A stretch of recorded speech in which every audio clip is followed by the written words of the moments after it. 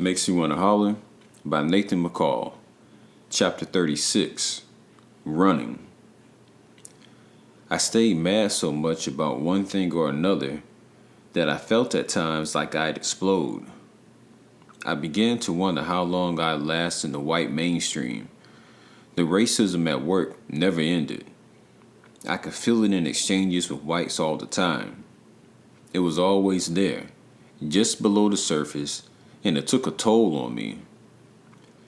There is a liquor store at the intersection of Pryor Street and Memorial Drive downtown, just 5 minutes from where I worked.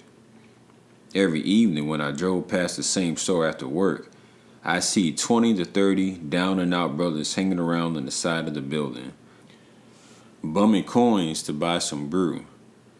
It reminded me of the days when I hung on the side of the 7-Eleven in Cavalier Manor, stealing, gambling, and bumming money from patrons to get some of that sweet, wild Irish rose.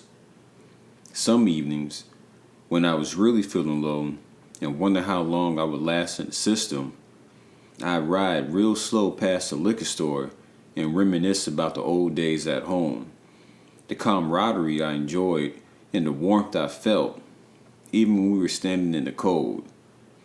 I'd look into that Atlanta crowd and see myself in the fellas. Shane, Bimbo, Frog Dicky, Lep, Turkey Buzzard, Shell Shock, and Cooter.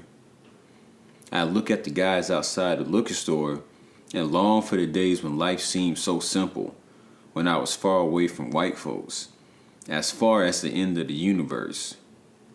I fantasized about pulling the car into the parking lot. In my fantasy, I'd get out, take a spot beside the dudes along the wall, chip in my few coins, and take the wine bottle when it passed my way. I'd guzzle down the wine and wait for it to travel to my brain and deaden all the pain and frustration I felt inside. I'd get pissy drunk and harmonize on tunes by the Temptations, join in on the lively debates about boxing, politics, and women. I'd chill, just like the brothers on the side of that store. But there is no way I could do that now. I'd cross the tracks and become a card-carrying member of the white mainstream. If I pulled into that driveway and got out, the fellows at the side of the store would instantly peg me by my uniform, the necktie and monkey suit. They would identify me as Hosea Williams once did, as an Uncle Tom, an Oreo, the white man's puppet. So I always kept going. I always drove past the store and went on home and prepared to face another day on the plantation. After nearly a year and a half at the Journal-Constitution, I realized that the time has come for me to prepare to leave. This is unhealthy, and my health is more important to me than any job. March 23rd, 1984. Less than 3 years after that journal entry, I was on a flight headed to New York for a job interview and wondering why it had taken so long to do what I should have done all along. I concluded it was time to leave the white mainstream and go to work for blacks. Considering my training, the most logical place to look was the black press. I landed a job interview with Black Enterprise magazine. I had done freelance stories for the magazine since 1983 when I first got to Atlanta. A former college mate was an editor there and fed me story assignments all the time. Finally, he contacted me and said, "Nathan, I just thought I'd let you know that we're hiring. We need some good journalists and I recommended you. We're planning to revamp the whole publication and move the magazine in a different direction." I had mixed feelings about the job. Whenever I published stories in Black Enterprise, I felt a sense of pride, like I was giving something back to my community.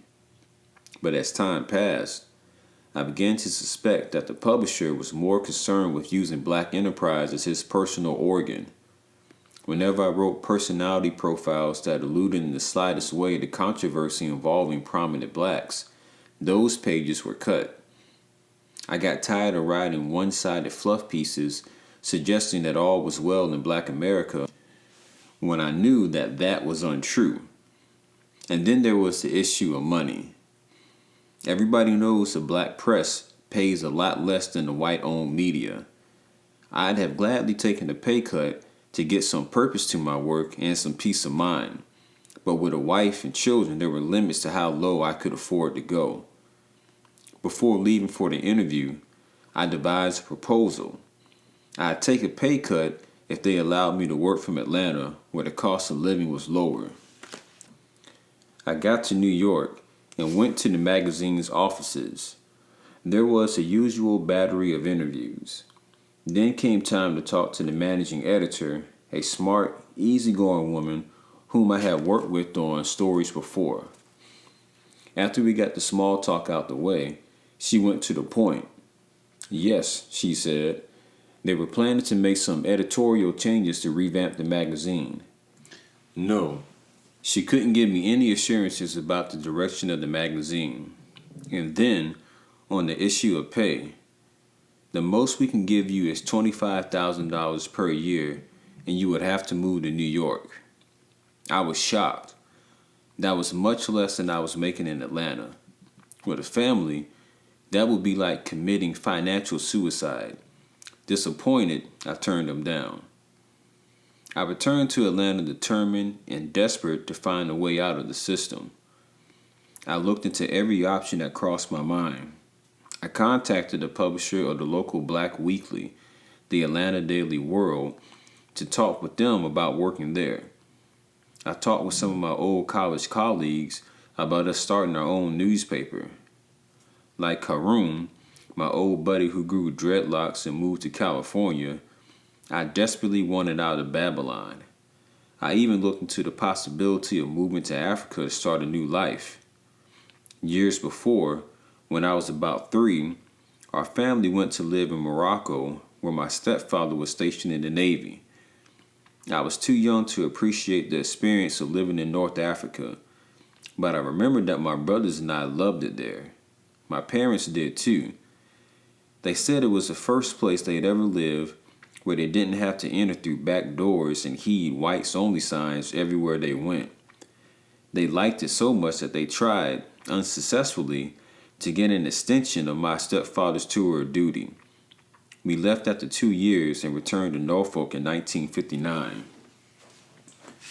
I always wondered if I can go back there or somewhere else in Africa and feel what it was like to live in a place where I was welcome. 2 African students I befriended in Atlanta while doing a story talked with me about their home in Gambia and the prospects of me making the transition to their way of life. I wanted to try it, but I needed an income source, some job possibilities. I concluded I couldn't move my family there on a wing and a prayer. Finally, that idea was nixed along with the others. But I had to get away from the white mainstream, I thought. What if I simply walked away from it all? I knew my friends and family would think I had lost my mind. I could hear them talking. He put all that effort into getting in, and now he talking about getting out? The boy gone crazy, child.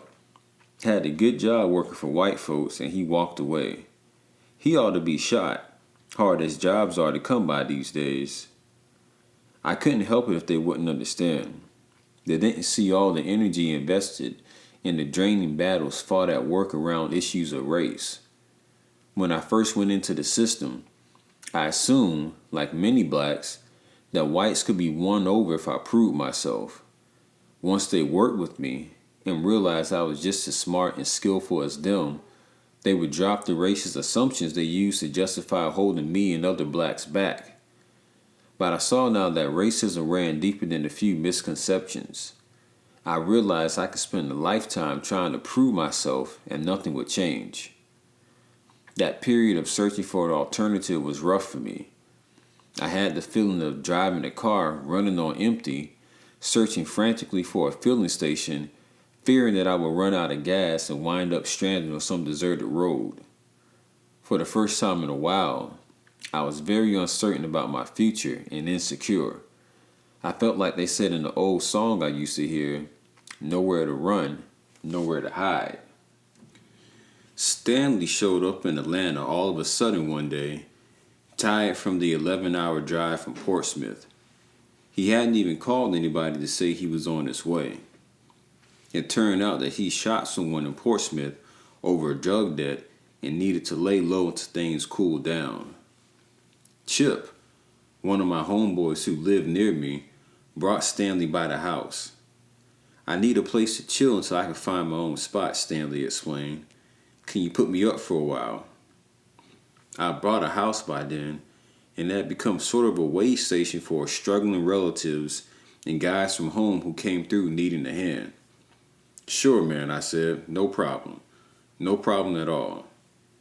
Stanley, who had gone through high school with me, had become a big-time drug dealer in Portsmouth.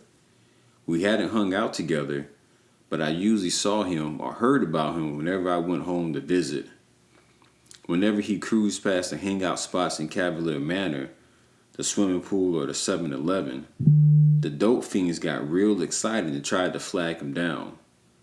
They run across the field toward his Jeep, yelling his name, arms flailing in the air. If he didn't feel like being bothered, he'd toot the horn and keep on pressing. During the couple of weeks he stayed with me, I let Stanley sleep on my living room couch. Although she didn't complain much, I got the feeling that Debbie didn't like the idea of having some strange guy come through and stay with us. She'd been cordial, but more low-key than usual. I always made sure that visitors didn't stay long. In the evenings, when I got home from work, Stanley and I would sit around and talk about how much our lives had changed. He ran off a list of people who were strung out. He was married and had a son, and he said his wife was pressuring him to give up the drug game and go legit. "I'm going to give it up and go for a shot on the straight side, man," he said. "I don't want to be trying to raise my son from the penitentiary." He'd been a welder at the shipyard before giving it up to deal drugs. He said he intended to find a job in his field in Atlanta and send for his family after he got established. He eventually found work welding for some private company, but things didn't go as planned. He'd come home evenings, shower, change clothes, and sit around moping about the hassles on his job. Every day he'd come home a little more depressed. I could tell he was trying to make a straight go at it, but it just wasn't working. One night, I was sitting in the living room listening to music when he came home. Debbie and the children were asleep in bed. He had a brown bag in his hand. He opened up the bag and held up a bottle of peach schnapps. "Want some?" Just like my old man used to do. I started drinking more lately to forget about work and problems at home. "Yeah, man, bring me a glass." He brought 2 glasses into the living room, sat down, and poured 2 drinks. I gulped mine down and poured another. Stanley pulled out some papers and rolled a spliff. We toked and listened to music, each of us off into our own thoughts. Finally, Stanley broke the silence. "You know, I don't think I can hang, man." "What you mean?" "When I was working the street, money was flowing in faster than I could count it.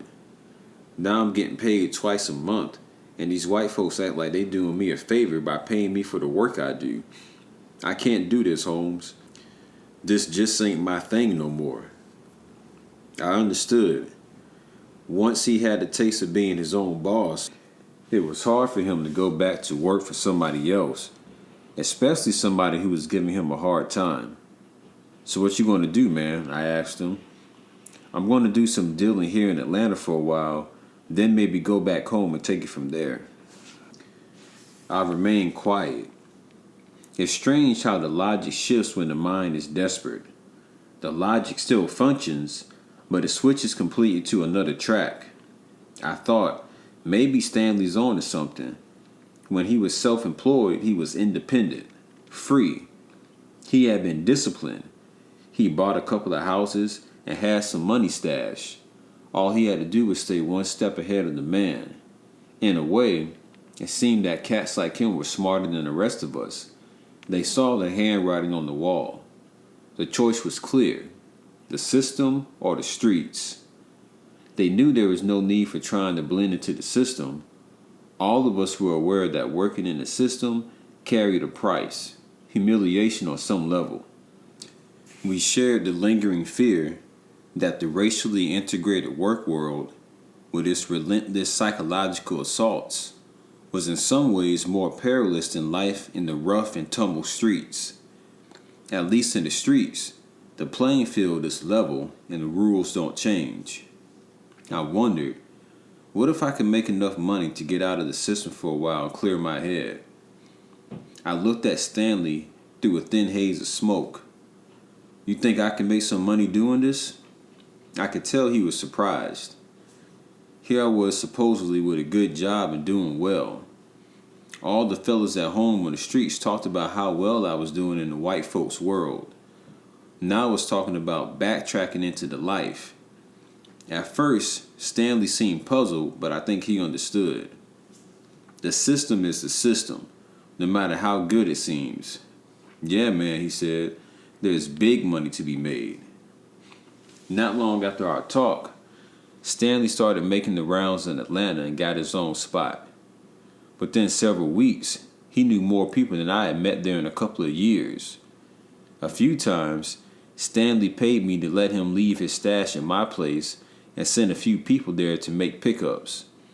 He told me he would let me come along when he made his next big coke buy so I could see how it's done.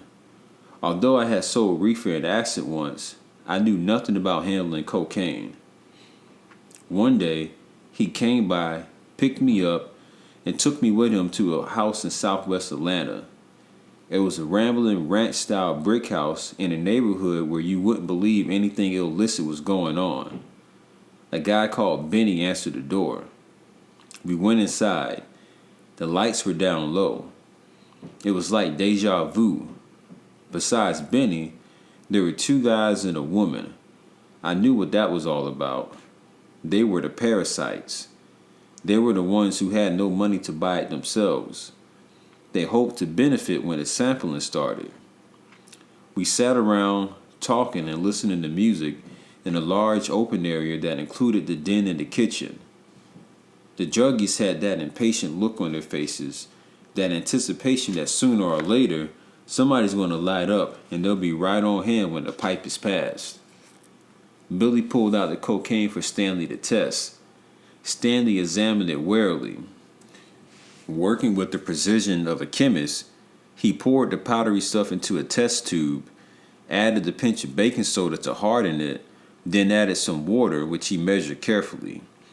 As he worked, everybody in the room watched silently, hungrily eyeing that test tube. Stanley pulled a cigarette lighter from his pocket, flicked it, held the flame under the test tube and let it cook.